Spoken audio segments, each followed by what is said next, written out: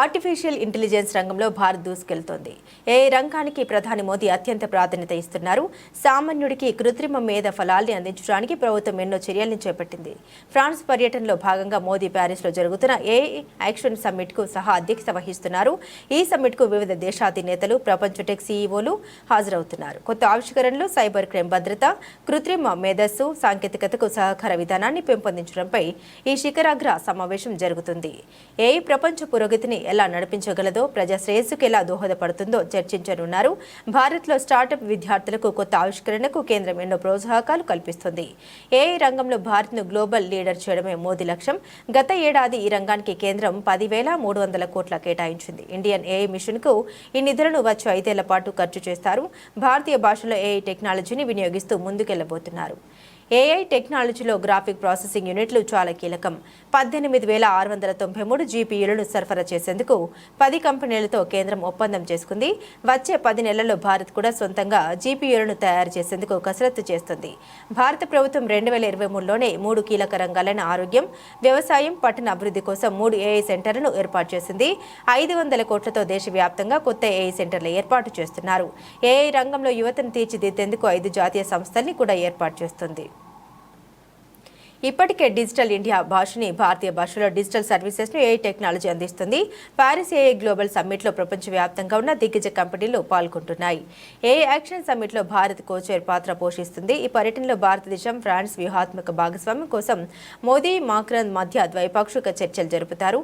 2047 horizon road map కింద జరుగుతున్న పరిణామాలను ఇద్దరు నేతలు సమీక్షించనున్నారు. ఈ రోడ్ మ్యాప్ ద్వైపాక్షిక సంబంధాల్ని ముఖ్యంగా వాణిజ్యం, సాంకేతికత, రక్షణ వంటి కీలక రంగాల్లో మరింత బలోపేతం చేయడం లక్ష్యంగా పెట్టుకున్నారు. ప్రధాని మోదీ, అధ్యక్షుడు మాక్రాన్ చారిత్రాత్మక ఫ్రెంచ్ నగరమైన మార్సెయిల్కు వెళ్తారు. ఇద్దరు అధినేతలు ఫ్రాన్స్లో మొదటి భారత కాన్సులేట్ను ప్రారంభిస్తారు. ఇది 2 దేశాల మధ్య దౌత్య సంబంధాల్ని బలోపేతం చేయడంలో ఒక ముఖ్యమైన మైలురాయిగా భావిస్తున్నారు. భారత ప్రధానమంత్రి అంతర్జాతీయ థర్మోన్యూక్లియర్ ఎక్స్పెరిమెంటల్ రియాక్టర్ ప్రాజెక్టును సందర్శిస్తారు. एनर्जी वीक में देश और दुनिया भर से यहाँ यशोभूमि में जुटे सभी साथियों को नमस्कार। आप सभी सिर्फ एनर्जी वीक का हिस्सा भर नहीं है, आप भारत की एनर्जी एम्बिशंस का महत्वपूर्ण हिस्सा है। मैं आप सभी का अभिनंदन करता हूं। विदेश से जो मेहमान आए हैं, मैं उनका भारत में स्वागत करता हूं। साथियों, दुनिया का हर एक्सपर्ट आज कह रहा है कि 21st सेंचुरी भारत की सेंचुरी है। भारत अपनी ही नहीं, दुनिया की ग्रोथ को भी ड्राइव कर रहा है और इसमें हमारे एनर्जी सेक्टर की बहुत बड़ी भूमिका है।